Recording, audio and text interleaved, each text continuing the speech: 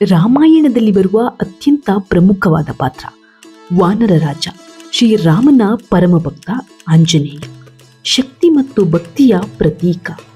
ನಾನಿವತ್ತು ಆಂಜನೇಯ ಅದೇಗೆ ಅಷ್ಟೊಂದು ಶಕ್ತಿಶಾಲಿಯಾಗಿದ್ದ ಹಾಗೆ ಅವನ ಜನ್ಮ ರಹಸ್ಯದ ಬಗ್ಗೆ ಹೇಳ್ತೇನೆ ಕೇಳಿ. ಅಂಜನಾದೇವಿ ಮತ್ತು ಕೇಸರಿ ಪುತ್ರ ಆಂಜನೇಯ ಹುಟ್ಟಿನಿಂದಲೇ ಬಹಳಷ್ಟು ಚುರುಕು. ಸೂರ್ಯನನ್ನ ಹಣ್ಣು ಅಂತ ಭಾವಿಸಿ ತಿನ್ನೋಕೆ ಅಂತ ಹೋದಾಗ ಇಂದ್ರನು ತನ್ನ ವಜ್ರದಿಂದ ಆಂಜನೇಯನ ದವಡೆಯ ಮೇಲೆ ಹೊಡೆದ ಕಾರಣಕ್ಕೆ ಆಂಜನೇಯನ ದವಡೆ ಆ ರೀತಿಯಾಗಿ ಕಾಣಿಸ್ತಾ ಇರೋದು. ಇನ್ನು ಆಂಜನೇಯ ಚಿಕ್ಕ ವಯಸ್ಸಿನಲ್ಲಿದ್ದಾಗ ಋಷಿಮುನಿಗಳು ಪೂಜೆ ಜಪತಪಗಳನ್ನ ಮಾಡುವಾಗ ಕೀಟಲೆ ಮಾಡಿ ಅವರಿಗೆ ತುಂಬಾ ಉಪದ್ರ ಕೊಡ್ತಾ ಇದ್ನಂತೆ. ತಾಯಿ ಅಂಜನಾದೇವಿ ಎಷ್ಟೇ ಹೇಳಿದರೂ ಅದನ್ನ ಕೇಳ್ತಾ ಇರಲಿಲ್ಲ. ಕೋಪಗೊಂಡ ಋಷಿಮುನಿಗಳು ನಿನ್ನ ಶಕ್ತಿಯ ಬಗ್ಗೆ ನಿನಗೆ ತಿಳಿಯದೆ ಹೋಗಲಿ ಅಂತ ಶಾಪ ಹಾಕ್ತಾರೆ. ಆಗ ಅಂಜನಾದೇವಿ ಋಷಿಮುನಿಗಳ ಹತ್ತಿರ ಕೇಳಿಕೊಳ್ತಾಳೆ, ದಯವಿಟ್ಟು ಶಾಪ ವಿಮೋಚನೆ ಮಾಡಿ. ಆಗ ಋಷಿಮುನಿಗಳು ಕೊಟ್ಟ ಶಾಪ ಮತ್ತೆ ವಿಮೋಚನೆ ಮಾಡೋಕೆ ಆಗಲ್ಲ, ಅದಕ್ಕೆ ಮುಂದೊಂದು ದಿನ ಹಿರಿಯರು ನಿನ್ನಲ್ಲಿ ಅಸಾಧ್ಯ ಶಕ್ತಿ ಇದೆ ಅಂತ ಹೇಳಿದಾಗ ಅವನಿಗೆ ಎಲ್ಲ ಶಕ್ತಿ ಬರ್ತದೆ ಅಂತ ಹೇಳ್ತಾರೆ.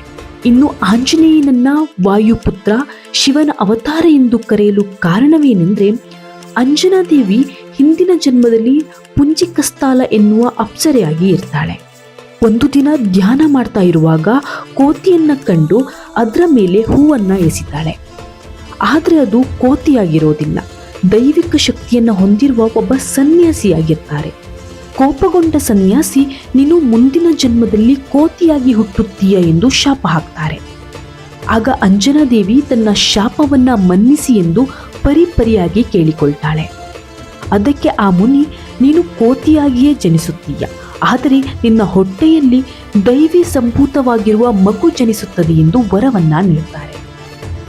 ಆಗ ಮತ್ತೆ ಪುಂಜಿಕಸ್ಥಳ ಇಂದ್ರದೇವರ ಬಳಿ ಹೋಗಿ ಇದನ್ನೆಲ್ಲ ವಿವರಿಸಿ ತನಗೆ ಮುಕ್ತಿ ನೀಡಿ ಎಂದು ಕೇಳಿದಾಗ ಇಂದ್ರದೇವರು, ನೀನು ಭೂಮಿಯಲ್ಲಿ ಜನಿಸಿದ ಮೇಲೆ ನಿನಗೆ ವಾನರರಾಜನ ಪರಿಚಯವಾಗುತ್ತದೆ. ಅಲ್ಲಿ ನಿಮಗಿಬ್ಬರಿಗೂ ಮದುವೆಯಾಗಿ ನಿಮಗೊಬ್ಬ ಮಗ ಜನಿಸುತ್ತಾನೆ. ಅವನು ಶಿವನ ಅವತಾರವಾಗಿರುತ್ತಾನೆ. ಆಗ ನಿನ್ನ ಶಾಪ ವಿಮೋಚನೆ ಆಗ್ತದೆ ಅಂತ ಹೇಳ್ತಾರೆ. ಅದೇ ರೀತಿ ಪುಂಜಿಕಸ್ಥಳ ಮುಂದಿನ ಜನ್ಮದಲ್ಲಿ ಮಹಿಳೆಯಾಗಿ ಹುಟ್ಟುತ್ತಾಳೆ. ಆದರೆ ಅವಳ ಮುಖ ಮಾತ್ರ ಕೋತಿಯ ಮುಖದ ಹಾಗೆ ಇರುತ್ತದೆ. ಹಾಗಾಗಿ ಅವಳಿಗೆ ಅಂಜನಾದೇವಿ ಎಂದು ಕರೀತಾರೆ. ಇನ್ನು ಅವಳು ಬೇಟೆಗಾರ್ತಿಯಾಗಿದ್ದಳು.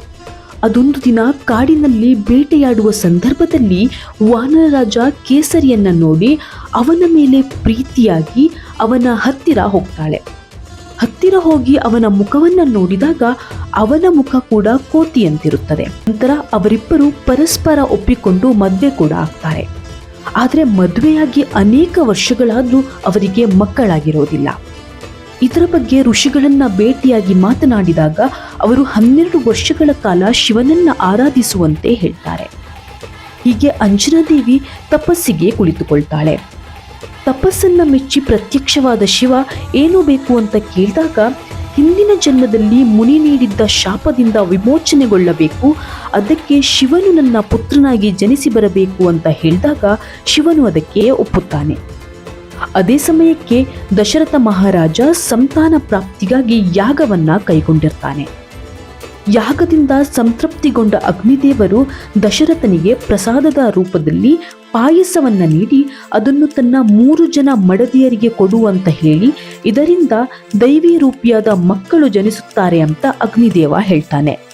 ತನ್ನ ಮೊದಲನೆಯ ಹೆಂಡತಿ ಕೌಸಲ್ಯ ದೇವಿಗೆ ನೀಡಿದ ಪಾಯಸದ ಸ್ವಲ್ಪ ಭಾಗ ಗಾಳಿಪಟದೊಂದಿಗೆ ಮೇಲೆ ಹಾರಿ ಹೋಗ್ತದೆ. ಆ ಗಾಳಿಪಟ ಹಾಗೆ ಗಾಳಿಯಲ್ಲಿ ತೇಲುತ್ತಾ ಅಂಜನಾದೇವಿ ತಪಸ್ಸನ್ನ ಮಾಡುತ್ತಿದ್ದ ಜಾಗಕ್ಕೆ ಹೋದಾಗ ಆ ಗಾಳಿಪಟದಲ್ಲಿ ಅಂಟಿದ್ದ ಪಾಯಸ ಕೆಳಗೆ ಬೀಳ್ತದೆ. ಆಗ ಶಿವ ವಾಯುದೇವನ ಬಳಿ ಆ ಪಾಯಸವನ್ನ ಅಂಜನಾದೇವಿಯ ಬೊಗಸೆಯಲ್ಲಿ ಹಾಕುವಂತೆ ಆಜ್ಞೆ ನೀಡುತ್ತಾನೆ. ಬೊಗಸೆಗೆ ಬಿದ್ದ ಪಾಯಸವನ್ನ ನೋಡಿ ಇದು ಶಿವ ನನ್ನ ತಪಸ್ಸಿಗೆ ನೀಡಿದ ಫಲ ಎಂದು ಅಂಜನಾದೇವಿ ಅದನ್ನ ಸೇವಿಸುತ್ತಾಳೆ. ಹೀಗೆ ಅಂಜನಾದೇವಿ ಆಂಜನೇಯನಿಗೆ ಜನ್ಮ ನೀಡ್ತಾಳೆ. ಹಾಗಾಗಿಯೇ ಆಂಜನೇಯನನ್ನ ವಾಯುಪುತ್ರ ಹಾಗೆ ಶಿವನ ಇನ್ನೊಂದು ರೂಪ ಎಂದು ಕರೆಯುತ್ತಾರೆ. ಇನ್ನು ಆಂಜನೇಯನ ಶಕ್ತಿಯ ಬಗ್ಗೆ ವರ್ಣಿಸೋಕೆ ಸಾಧ್ಯನೇ ಇಲ್ಲ. ಆಂಜನೇಯ ಸ್ವಾಮಿಯ ಮುಂದೆ ಯಾವುದೇ ಬ್ರಹ್ಮಾಸ್ತ್ರಗಳಾಗಲಿ ತಂತ್ರಗಳಾಗಲಿ ಭೂತ ಪಿಶಾಚಿಗಳಾಗಲಿ ನಿಲ್ಲುವುದಿಲ್ಲ. ಅಷ್ಟಸಿದ್ಧಿಯನ್ನ ಲಭಿಸಿಕೊಂಡವನು ಆಂಜನೇಯ. ಇನ್ನು ಆಂಜನೇಯನ ಒಂದು ಪಾದ 100 ಭೂಮಿಗೆ ಸಮವಾಗಿತ್ತು. ಒಂದು ದಿನ ಆಂಜನೇಯ ಚಿಕ್ಕವನಿದ್ದಾಗ ಹಸಿವಾಗುತ್ತಿದೆ ಎಂದು ಹೊರಗೆ ಬಂದು ಮೇಲೆ ಸೂರ್ಯನನ್ನು ನೋಡಿ ಅದನ್ನ ಮಾವಿನ ಹಣ್ಣೆಂದು ಭಾವಿಸಿ ಅದನ್ನ ತಿನ್ನಲು ಮೇಲಕ್ಕೆ ಹಾರುತ್ತಾನೆ. ಆಗ ದೇವತೆಗಳ ರಾಜ ಇಂದ್ರ ಆಂಜನೇಯನಿಗೆ ತನ್ನ ಸಿಡಿಲನ್ನ ಬಡಿದು ಆಂಜನೇಯನ ದವಡೆ ಮುರಿದು ಅವನು ಭೂಮಿಗೆ ಬೀಳ್ತಾನೆ. ಇದರಿಂದ ಕೋಪಗೊಂಡ ಆಂಜನೇಯನ ತಂದೆ ವಾಯುದೇವ ಭೂಮಿಯಲ್ಲಿದ್ದ ಎಲ್ಲ ಗಾಳಿಯನ್ನ ಹಿಂದಕ್ಕೆ ತೆಗೆದುಕೊಳ್ತಾನೆ. ಆಗ ಎಲ್ಲ ಜೀವಿಗಳು ಗಾಳಿ ಇಲ್ಲದೆ ಒದ್ದಾಡುವಾಗ ಶಿವನು ಮಧ್ಯ ಪ್ರವೇಶಿಸಿ ಹನುಮಂತನಿಗೆ ಜೀವ ನೀಡ್ತಾನೆ. ಆಗ ವಾಯುಪುತ್ರ ಭೂಮಿಗೆ ಗಾಳಿಯನ್ನ ಹಿಂತಿರುಗಿಸ್ತಾನೆ. ಇದಾದ ಮೇಲೆ ಇಂದ್ರದೇವ ತಾನು ಮಾಡಿದ ತಪ್ಪಿಗೆ ಪ್ರಾಯಶ್ಚಿತವಾಗಿ ಆಂಜನೇಯನ ದೇಹವು ಇಂದ್ರನ ವಜ್ರದಂತೆ ಬಲವಾಗಲಿ ಮತ್ತು ಇಂದ್ರನ ವಜ್ರವು ಆಂಜನೇಯನಿಗೆ ಹಾನಿ ಮಾಡದಿರಲಿ ಎಂಬ ವರ ನೀಡ್ತಾನೆ. ಹಾಗೆ ಇದರ ಜೊತೆ ಅಗ್ನಿದೇವನು ಕೂಡ ಆಂಜನೇಯನಿಗೆ ಬೆಂಕಿಯಿಂದ ಯಾವುದೇ ಹಾನಿಯಾಗಬಾರದು, ವರುಣದೇವನು ನೀರಿನಿಂದ ಯಾವುದೇ ಹಾನಿಯಾಗಬಾರದು, ವಾಯುದೇವನು ಹನುಮಂತನು ಗಾಳಿಯಷ್ಟೇ ವೇಗವಾಗಿ ಹೋಗಬೇಕು, ಹಾಗೆ ಅವನಿಗೆ ಗಾಳಿಯಿಂದ ಯಾವುದೇ ಹಾನಿಯಾಗಬಾರದು, ಕೊನೆಗೆ ಬ್ರಹ್ಮನು ತಡೆಯಲು ಸಾಧ್ಯವಾಗದ ಯಾವುದೇ ಜಾಗಕ್ಕೆ ಬೇಕಾದರೂ ಆಂಜನೇಯ ಹೋಗಬಹುದು, ಹಾಗೆ ಅವನು ಚಿರಂಜೀವಿಯಾಗಿರುತ್ತಾನೆ ಎಂದು ವರ ನೀಡುತ್ತಾನೆ. ಹೀಗೆ ದೊಡ್ಡವನಾಗುತ್ತಾ ಆಂಜನೇಯ ಕಿಷ್ಕಿಂಧೆಯ ರಾಜ ಸುಗ್ರೀವನಿಗೆ ಮಂತ್ರಿಯಾಗ್ತಾನೆ. ಅದೊಂದು ದಿನ ರಾಮಲಕ್ಷ್ಮಣರು ಸೀತೆಯನ್ನು ಹುಡುಕಲು ಸಹಾಯ ಕೇಳಿಕೊಂಡು ಸುಗ್ರೀವನ ಬಳಿ ಬಂದಾಗ ಸುಗ್ರೀವನು ಸಹಾಯ ಮಾಡುವುದಾಗಿ ಒಪ್ಪಿಕೊಳ್ತಾನೆ. 4 ದಿಕ್ಕುಗಳಿಗೆ ತನ್ನ ವಾನರ ಸೈನ್ಯವನ್ನ ಕಳುಹಿಸಿ ಹುಡುಕಿದಾಗ ಲಂಕಾದ್ವೀಪವನ್ನ ನೋಡ್ತಾರೆ. ಇದನ್ನ ದಾಟಲು ಅಥವಾ ಈಜಲು ಯಾರಿಂದಲೂ ಸಾಧ್ಯವಿಲ್ಲ ಎಂದಾಗ ಆಂಜನೇಯನ ಶಾಪದ ಬಗ್ಗೆ ಅರಿವಿದ್ದ ಜಾಂಬವಂತ ಅವನ ಸಾಮರ್ಥ್ಯದ ಬಗ್ಗೆ ಅವನಿಗೆ ಹೇಳಿ ಶಾಪವನ್ನ ತೆಗೆದುಹಾಕ್ತಾನೆ. ಆಗ ಆಂಜನೇಯನಿಗೆ ಅವನ ಶಕ್ತಿಗಳೆಲ್ಲ ನೆನಪಾಗಿ ಅವನು ಪರ್ವತದ ಗಾತ್ರದಷ್ಟು ದೊಡ್ಡದಾಗಿ ಸಾಗರವನ್ನ ದಾಟಿಕೊಂಡು ಲಂಕೆಗೆ ಹೋಗಿ ಅಲ್ಲಿ ಸೀತಾಮಾತೆಯನ್ನ ಹುಡುಕುತ್ತಾನೆ. ನಂತರ ಅವನು ಇಡೀ ಲಂಕೆಯನ್ನ ಹಾಳು ಮಾಡೋಕ್ಕೆ ಹೋದಾಗ ಸೈನಿಕರೆಲ್ಲ ಸೇರಿ ಅವನನ್ನ ಕಟ್ಟಿ ಹಾಕ್ತಾರೆ. ರಾವಣನು ಆಂಜನೇಯನ ಬಾಲಕ್ಕೆ ಬೆಂಕಿ ಹಾಕೋಕೆ ಹೇಳಿದಾಗ ಅವನ ಬಾಲಕ್ಕೆ ಬೆಂಕಿ ಹಚ್ಚುತ್ತಿದ್ದಂತೆ ಅವನ ಬಾಲ ಉದ್ದವಾಗುತ್ತಾ ಹೋಗುತ್ತೆ. ಕೊನೆಗೆ ಅದೇ ಬಾಲದಲ್ಲಿ ಲಂಕೆಯನ್ನ ಅರ್ಧ ಸುಟ್ಟು ಹಾಕಿ ರಾಮನ ಬಳಿ ಹೋಗ್ತಾನೆ. ಅದಾದ ಮೇಲೆ ರಾಮ ಸೇತುವೆಯಾಗಿ ಎಲ್ಲರೂ ಲಂಕೆಗೆ ಹೋಗಿ ಯುದ್ಧ ಪ್ರಾರಂಭವಾದಾಗ ಆಂಜನೇಯ ಯುದ್ಧದಲ್ಲಿ ಸೇನಾಧಿಪತಿಯಾಗಿರ್ತಾನೆ.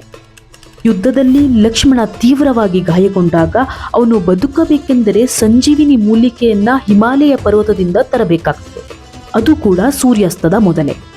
ಅಷ್ಟು ಬೇಗ ಅಲ್ಲಿಗೆ ಹೋಗಿ ತರೋಕೆ ಸಾಧ್ಯ ಇರೋದು ಆಂಜನೇಯನಿಗೆ ಮಾತ್ರ. ಆ ಪರ್ವತಕ್ಕೆ ಹೋದಾಗ ಅಲ್ಲಿರುವ ಗಿಡ ಮೂಲಿಕೆಗಳಲ್ಲಿ ಸಂಜೀವಿನಿ ಯಾವುದು ಎಂದು ತಿಳಿಯದೆ ಇಡೀ ಪರ್ವತವನ್ನೇ ಹೊತ್ತುಕೊಂಡು ಬರ್ತಾನೆ. ಹೀಗೆ ರಾವಣನನ್ನ ಸಂಹಾರ ಮಾಡಿದ ಮೇಲೆ ರಾಮನು ತನಗೆ ಸಹಾಯ ಮಾಡಿದ ಎಲ್ಲರಿಗೂ ಉಡುಗೊರೆಗಳನ್ನ ನೀಡ್ತಾನೆ. ಹಾಗೆ ಆಂಜನೇಯನಿಗೂ ಕೂಡ ಉಡುಗೊರೆಯನ್ನ ನೀಡಿದಾಗ ಆಂಜನೇಯ ಅದನ್ನ ಬಿಸಾಕ್ತಾನೆ. ಆಗ ಅಲ್ಲಿದ್ದವರೆಲ್ಲರೂ ಕೋಪಗೊಳ್ತಾರೆ. ಅದಕ್ಕೆ ಆಂಜನೇಯ ನನಗೆ ಯಾವುದೇ ಉಡುಗೊರೆ ಬೇಡ, ರಾಮ ಸೀತೆ ಇಬ್ಬರು ನನ್ನ ಎದೆಯಲ್ಲಿದ್ದಾರೆ ಎಂದು ಎದೆ ಬಗೆದು ತೋರಿಸುತ್ತಾನೆ. ಇನ್ನು ಆಂಜನೇಯ ಮಹಾಭಾರತದಲ್ಲಿಯೂ ಕೂಡ ಬರ್ತಾನೆ. ಆಂಜನೇಯ ಕಾಡಿನಲ್ಲಿ ದೇವಮಾನವನಾಗಿ ಜೀವನ ನಡೆಸ್ತಾ ಇರಬೇಕಾದ್ರೆ ಒಂದು ದಿನ ಭೀಮ ತನ್ನ ಹೆಂಡತಿಗಾಗಿ ಹೂವುಗಳನ್ನು ಹುಡುಕುತ್ತಾ ಹೋದಾಗ ಆಂಜನೇಯ ಅದನ್ನ ನೋಡ್ತಾನೆ. ಇವನಿಗೆ ಹೇಗಾದರೂ ಬುದ್ಧಿ ಕಲಿಸಬೇಕೆಂದು ಅನ್ಕೋತಾನೆ.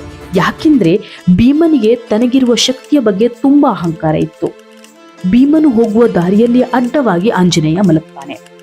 ಭೀಮನು ವಯಸ್ಸಾದ ಕೋತಿಯನ್ನ ನೋಡಿ ಜಾಗ ಬಿಡುವಂತೆ ಕೇಳ್ತಾನೆ. ಆದರೆ ಆಂಜನೇಯ ಅಲ್ಲಿಂದ ಕದಲೋದೇ ಇಲ್ಲ. ಅವನು ಭೀಮನ ಬಳಿ ನೀನು ನನ್ನ ಬಾಲವನ್ನ ಮೇಲಕ್ಕೆತ್ತು ನಾನು ಹೋಗುತ್ತೇನೆ ಎಂದಾಗ ಭೀಮನಿಗೆ ಎಷ್ಟೇ ಪ್ರಯತ್ನ ಪಟ್ಟರೂ ಅವನ ಬಾಲವನ್ನ ಅಲುಗಾಡಿಸೋಕೆ ಆಗೋದಿಲ್ಲ. ಆಗ ಭೀಮನಿಗೆ ಇದು ಯಾವುದೋ ದೇವತೆ ಅಂತ ಅನ್ನಿಸಿ ಯಾರು ನೀನು ಅಂತ ಕೇಳ್ತಾನೆ. ಆಗ ಹನುಮಂತ ತನ್ನ ನಿಜ ರೂಪವನ್ನ ತೋರಿಸ್ತಾನೆ. ಈ ರೀತಿಯಲ್ಲಿ ಆಂಜನೇಯ ಮಹಾಭಾರತದಲ್ಲಿ ಪಾಂಡವರಿಗೆ ನೆರವಾಗುತ್ತಾನೆ. ಇದಿಷ್ಟು ಆಂಜನೇಯನ ಅಪರಿಮಿತ ಶಕ್ತಿ ಮತ್ತು ಜನ್ಮ ರಹಸ್ಯ. ವಿಡಿಯೋ ಇಷ್ಟ ಆದರೆ ಎಲ್ಲರೂ ಜೈ ಆಂಜನೇಯ ಅಂತ ಕಾಮೆಂಟ್ ಮಾಡಿ. ಹಾಗೆ ಹಿಂದಿನ ವಿಡಿಯೋದಲ್ಲಿ ಕಾಂತಾರದಲ್ಲಿ ಬರುವ ಬೆರ್ಮೆಯ ಬಗ್ಗೆ ಹೇಳಿದ್ದೇನೆ. ಒಮ್ಮೆ ಹೋಗಿ ವಿಡಿಯೋನ ನೋಡ್ಕೊಂಡು ಬನ್ನಿ. ಹಾಗೆ ನಮ್ಮ ಚಾನೆಲ್ನ ಸಬ್ಸ್ಕ್ರೈಬ್ ಮಾಡೋದನ್ನು ಮರಿಬೇಡಿ.